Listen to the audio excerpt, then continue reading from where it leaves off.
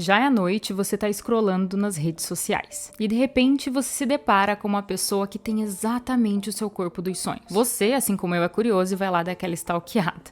Ali, você rapidamente encontra o que a pessoa faz pra ter o corpo que tem. Você consegue acompanhar o que ela come, a rotina de treinos que ela tem, o horário que ela acorda, o horário que ela dorme. Quase que automaticamente você sente uma enxurrada de motivação e decide que amanhã vai começar a treinar. Então você ajusta o alarme do celular, separa suas roupas de academia, seu tênis, deixa tudo preparado, separa também uma garrafinha de água, né, que precisa para quem vai treinar, porque você tá convencido de que amanhã vai ser um dia diferente. Mas daí o amanhã chega e você se depara com uma resistência extremamente forte, que te impede de se mexer. Parece que algo literalmente te segura, fazendo com que os seus planos da noite anterior se transformem em mais um episódio de aborrecimento, de culpa que você tem consigo mesmo. E sem nem se dar conta, você começa um processo de inventar desculpas do porquê que você não vai cumprir o que se prometeu. Ai, tá muito frio. Ai, eu tô com dor de cabeça. Nossa, essa roupa da academia nem tá tão legal mesmo. Esse tênis aqui já tá velho. E esse ciclo de motivação,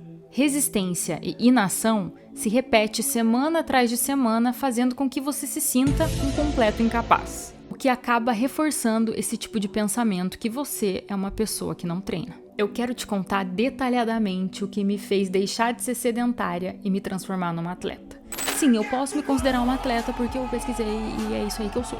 Vou te explicar como eu me livrei das minhas inseguranças, das desculpas que eu inventava pra mim mesmo e dessa dificuldade gigantesca que eu tinha pra me mexer. Nesse vídeo eu vou te provar que você pode sim se transformar numa pessoa que é ativa e que é saudável, deixando pra trás esse hábito terrível que a gente tem de não se cuidar. Quero mostrar como finalmente eu consegui gostar de treinar e como hoje a minha vida é completamente diferente. Mas antes eu quero muito te explicar do porquê que eu era sedentária e mantinha esse tipo de hábito. E basicamente eu entendi que eram duas coisas: o motivo e a identificação.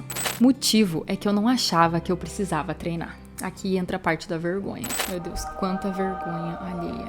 Eu já me considerava magra, então por que eu ia lá? Outra coisa também que me pegava muito nessa época. Eu tinha uma crença de que as pessoas que cultuavam muito o corpo eram menos inteligentes.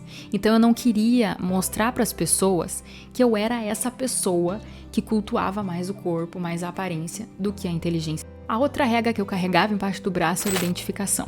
Eu pensava lá atrás que aquilo não era importante naquele momento, então eu deixava pra depois. Naquele momento eu queria estudar, eu queria trabalhar, eu queria ser uma mulher de negócios, eu queria encontrar um cara legal, então eu gastava energia nisso. Eu não gastava energia em algo que eu não conseguia me ver fazendo.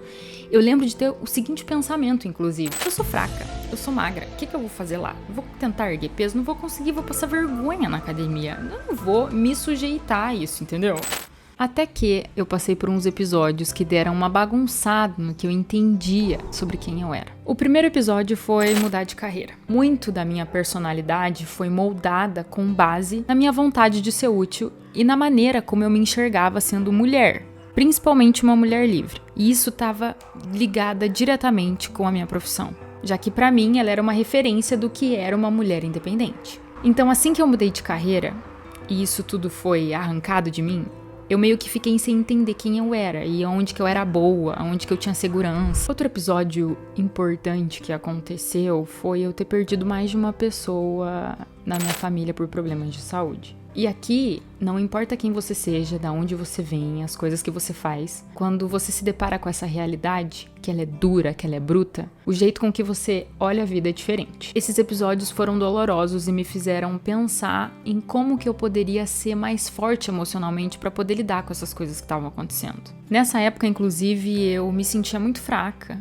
me sentia cansada, estava estressada, não conseguia dormir direito. E eu lembro que eu não tinha nem vontade, assim, para fazer as coisas que eu tinha que fazer. Percebendo que a minha qualidade de vida estava péssima e que qualquer tipo de mudança dependia exclusivamente de mim, eu teria que mudar o cenário, eu teria que tomar alguma iniciativa, eu teria que começar a ir atrás de alguma coisa que me fizesse cuidar um pouco mais desse meu lado emocional. Então eu comecei a ir atrás de conteúdo que me fizesse mudar meu comportamento, ou que pelo menos me ajudasse a ter uma luz. Foi aí que em uma das minhas pesquisas apareceu o livro do Nuno Cobra, que é um livro bem famoso, inclusive, se chama A Semente da Vitória. Esse cara foi nada mais nada menos do que treinador do Ayrton Senna.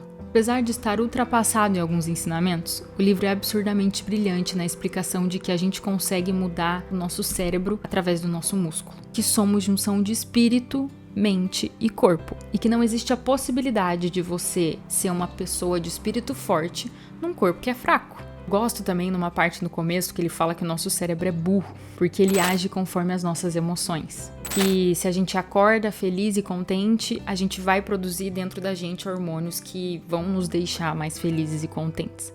Agora, se a gente acorda meio no mood, parece que tudo no dia vai ficar meio porque a gente já disse pro cérebro que tá um dia ruim e ele vai ficar ruim. Que se a pessoa basicamente não acredita no que ela é capaz de mudar dentro dela, ela não vai conseguir superar nenhum desafio que ela tenha, nenhum medo que ela tenha. Com isso, só vai reforçar na mente dela o quanto ela é incapaz e o quanto ela não vai conseguir vencer a si mesma. Além desse livro, teve outra coisa que me marcou também, que foi uma entrevista do Roberto Justus no PrimoCast. Lá eles estavam falando que ele era um pouco mais velho, ele tem quase 70 anos, e que ele continua no pique, continua trabalhando, continua fazendo as coisas dele. E ele deu uma resposta tão boa, ele falou o seguinte, que quando a gente é jovem, a gente vai jogando coisas pra dentro do nosso corpo porque a gente não sente. Só que isso ao longo do tempo, quando a gente precisar do nosso corpo, vai ser um problema. E que a gente é responsável por escolher se a gente come, se a gente usa droga, se a gente bebe. Tudo em excesso que a gente faz em excesso pode dar alguma disfunção lá na frente, né?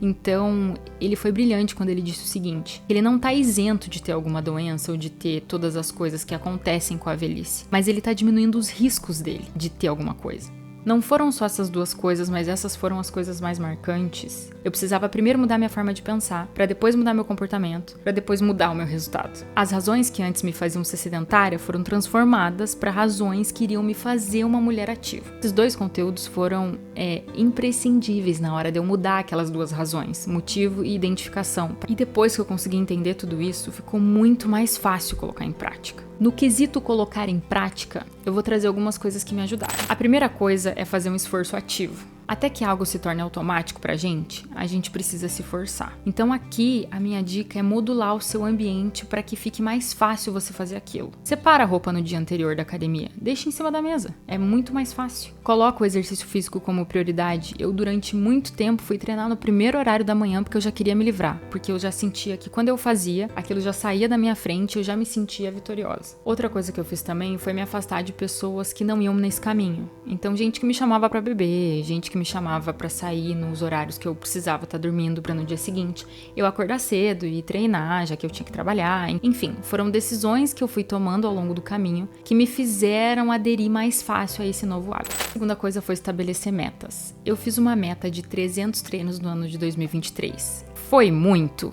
Foi, mas foi essencial para eu mudar o meu comportamento. Eu sou uma pessoa que funciona muito bem com metas, então aquilo me ajudou muito. Vão ter dias que você vai duvidar da sua capacidade, que você vai ter vergonha de ir na academia, que você vai achar que tá todo mundo te olhando, fazendo exercício errado, que você vai furar na dieta. Então, quando você coloca uma meta, é muito mais fácil de você entender que você está nesse processo, que você já teve dias que acertou e que você tem mais oportunidades de acertar. Eu sou um pouco bitolada, então quando eu coloco uma coisa na minha cabeça é meio difícil de tirar.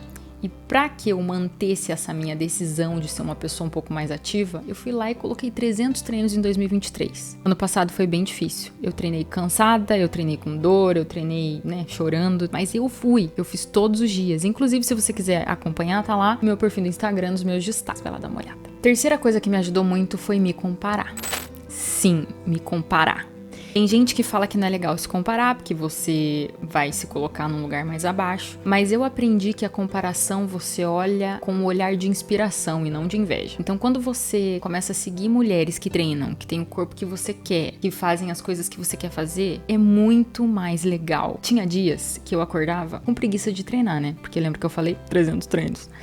Mas eu assistia aquelas mulheres treinando e, gente, dava vontade de treinar. Eu ia, era muito legal, era muito legal. Eu sugiro isso pra você também, tá? Pega o seu Instagram, faz uma limpa, ou pega o TikTok que você usa, ou até mesmo aqui no YouTube. Faz uma limpa, vê o que você gosta, o que você não gosta, vê o que tá de acordo com a pessoa que você quer se transformar. E na hora de se comparar, não coloque essa pessoa muito acima e você muito abaixo. Só entenda que no caminho dela de ser uma pessoa ativa, ela tá um pouco mais longe que você. E a quarta coisa é realmente assumir a responsabilidade responsabilidade. Pensa comigo. Quando você tá num relacionamento, não depende só de você aquele relacionamento, é de você e da outra pessoa, concorda? Então vocês dois são responsáveis por ficar nutrindo aquilo que vocês têm juntos. Quando o assunto é financeiro, dinheiro, se você não tá pagando suas contas, alguém tá pagando por você. Então não depende exclusivamente de você. Existe um jeito de que outras pessoas possam pagar pra você as coisas.